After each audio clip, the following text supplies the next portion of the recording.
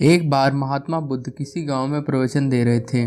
वे अपनी बात को समाप्त करते हुए बोले, मानव के दुख का कारण है स्वयं को किसी से बांधना। जहाँ भी मोह होता है, बंधन होता है, वहाँ दुख स्वयं ही उत्पन्न हो जाता है। अतः अपने बंधनों को जानें और उनसे बाहर निकलने का प्रयास करें। इसके बाद उन्होंने सभी लोगों को आशीर्वाद दिया और फिर अपने आश्रम को लौट गए। अगले दिन उनसे एक व्यक्ति मिलने आया। वह बुद्ध को दंडवत करता हुआ बोला, महात्मन, मैंने कल आपका उपदेश सुना। आपकी बातें मेरे हृदय में उतर गई हैं। मैंने अपने बंधनों को तोड़ दिया है, सारी मोह माया त्याग दी है।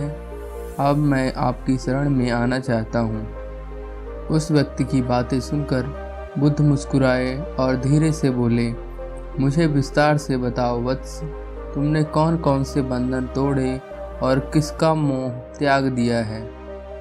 वह व्यक्ति बोला, मेरे घर पर मेरे बूढ़े माता पिता और पत्नी हैं और मेरा एक छोटा बच्चा भी है। मेरी पत्नी बहुत बीमार रहती है। उसके कष्ट देखकर मैं अक्सर सोचता रहता था कि वह मर जाए तो उसके कष्ट दूर हो जाएं। उसकी वजह से मैं बहुत दुखी रहता हूँ। लेकिन कल जब मैंने आपका उपदेश सुना तो मेरी समझ में आ गया कि मेरे परिवार से मेरा बंधन ही मेरे दुखों का कारण है। अगर मैं इसके चक्कर में पड़ा रहूँगा तो कभी सत्य को नहीं जान सकूँगा। इसलिए मैं अपने घर को त्याग कर आपके पास आया हूँ। बुद्ध ने पूछा, क्या तुम सचमुच सभी बंधनों से मुक्त हो गए हो? देख लो, कहीं कोई बंधन तुम्हारे पीछे रह तो नहीं गया। वह व्यक्ति बोला, नहीं प्रभु, मैं अपने जीवन की सारी चीज़ों को पीछे छोड़ आया हूँ और आगे बढ़ना चाहता हूँ। बुद्ध ने कहा, अगर ऐसी बात है तो फिर ठीक है। आज तुम यहीं आश्रम में रुको, कल मैं तुम्हें बताऊंगा कि तुम्हें क्या करना है। बुद्ध ने अपने एक शिष्य की ओर इशारा किया। शिष्य ने उसे आश्रम के अतिथि कक्ष में पहुंचा दिया। वह व्यक्ति उत्सुकता पूर्वक आश्रम की गतिविधियां देखता रहा। उन्हें देखकर वह बहुत प्रसन्न हुआ और अपने सौभाग्य पर इतराता रहा। अगले दिन बुद्ध ने उस व्यक्ति को एक कार्य सौंपते हुए कहा, तुम्हें पूर्व की दिशा में जाना है। वहां पर तुम्हें एक गांव मिलेगा। गांव के बाहर ही एक साधिका का घर है। वह तुम्हें कोई वस्तु देगी, उसे लेकर तुम्हें वापस मेरे पास आना है। वह व्यक्ति पूर्व की दिशा की ओर चल पड़ा। गर्मी का मौसम था। कुछ ही देर में वह पसीने से तरबतर हो गया। उसे प्यास भी सताने लगी। वह सोचने लगा कि अगर इस समय मैं अपने घर में होता तो इस तरह गर्मी में पसीना नहीं बहाना पड़ता। और कुछ दूर चलने पर उसे भूख भी सताने लगी।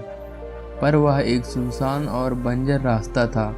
आसपास ना तो कोई पेड़ था, ना ही पोखर तालाब। वह पुनः सोचने लगा कि अगर मैं इस समय अपने घर पर होता तो अपनी पत्नी के हाथ का बना स्वादिष्ट भोजन कर रहा होता। पता नहीं क्यों बुद्ध ने मुझे गर्मी में इतनी दूर भेज दिया। काफ़ी देर चलने के बाद वह व्यक्ति गांव में जा पहुंचा। गांव के बाहर ही एक घर बना हुआ था। उसने दरवाजे के पास पहुंचकर उसे धीरे से खटखटाया। दरवाजे को एक साधिका ने खोला। उसके चेहरे पर एक अद्भुत तेज था। वह व्यक्ति उसे देखकर मंत्रमुग्ध सा हो गया। साधिका ने उसे अभिवादन करते हुए कहा, मैं जानती हूँ कि आपको बुद्ध ने भेजा है।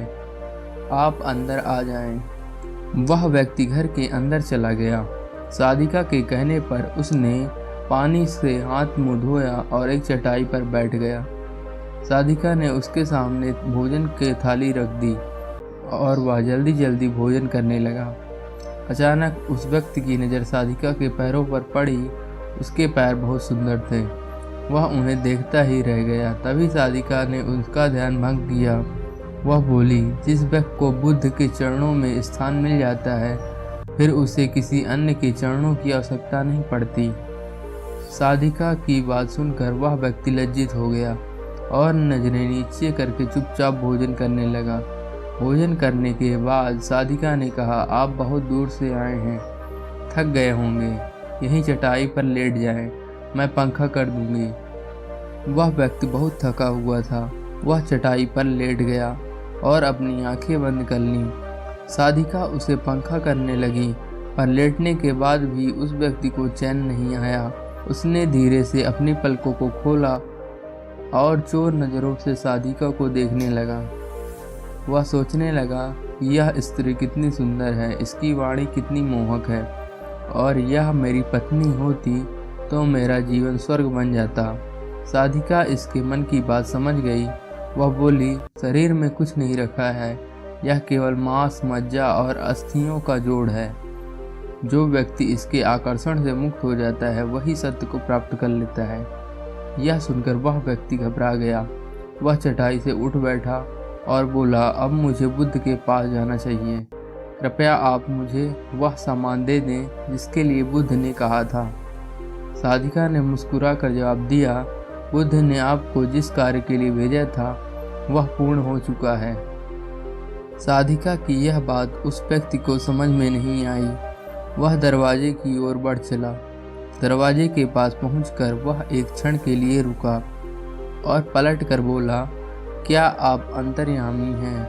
आपने मेरे मन की बातें कैसे समझ ली?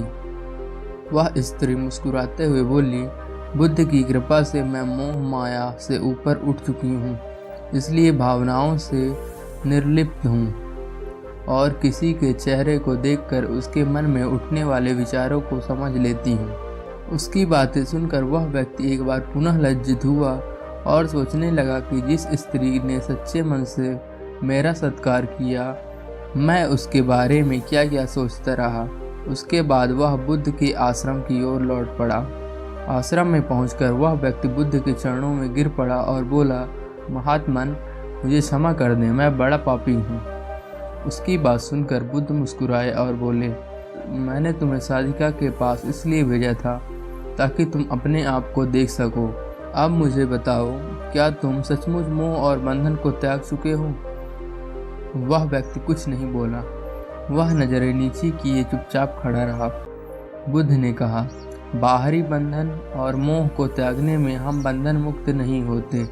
दरअसल बंधन और मोह हमारे भीतर होता है। तुमने परिवार को छोड़ दिया और सोचा कि मैं बंधन मुक्त हो गया, लेकिन जैसे ही तुम्हें अवसर मिला तुम्हारे भीतर का मोह जाग उठा और इसी वजह से आज तुम अपने आप को पापी समझ रहे हो। मुझे क्षमा कर दे प्रभु। उस व्यक्ति ने अपने हाथ जोड़ दिए। फिर वह धीरे से बोला, आप सही कह रहे हैं, मैं केवल अपनी पत्नी से पीछा छुड़ाना चाहता था।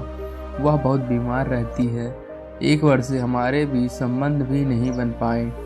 मैं कुछ ज़्यादा कमाता भी नहीं हूँ, इसलिए मैं अपने परिवार के दायित्वों का निर्वहन भी ठीक ढंग से नहीं कर पा रहा हूँ। शायद इसलिए मैं अपने परिवार से पीछा छुड़ाना चाहता था, पर अब मैं समझ गया हूँ मेरा परिवार ही मेरा सत्य है और उसके दायित्वों का निर्वहन ही असली कर्म है। बुद्ध बोले, मैं जो कुछ भी कहता हूँ वह मेरे अनुभव के आधार पर कहता हूँ। लोग मेरी बातों को सुनते तो हैं, पर वे अपने स्वार्थ के अनुसार ही उसका ग्रहण करते हैं। इसलिए मोह माया, कामना, इच्छा, वासना, क्रोध को लोग बाहर की ओर खोजते हैं, जबकि यह हमारे भीतर ही है। हम दूसरों को देखकर तरह तरह की कामना करने लगते हैं। कामना से इच्छा जन्म लेती है, इच्छा से वासना पैदा होती है और वासना की पूर्ति न होने पर क्रोध उत्पन्न होता है। यह सब एक दूसरे से जुड़े हुए हैं। क्रोध के लिए हम सदैव दूसरे को जिम्मेदार ठहराते हैं, जबकि क्रोध के स्रोत हमारे भीतर हैं। तुम चाहोगे तो क्रोध आएगा, तुम चाहोगे तो क्रोध नहीं आएगा। इसी तरह बंधन बाहर नहीं होते, हमारे मन के अंदर होते हैं। हम मन से ही किसी से बंध जाते हैं और मन के कारण ही हम दुख पाते हैं। लेकिन जो व्यक्ति इन बातों की गहराई तक पहुंच जाता है वह दुखों से हमेशा हमेशा के लिए मुक्त हो जाता है। इसी तरह की मोटिवेशनल कहानी सुनने के लिए हमारे चैनल को सब्सक्राइब करें।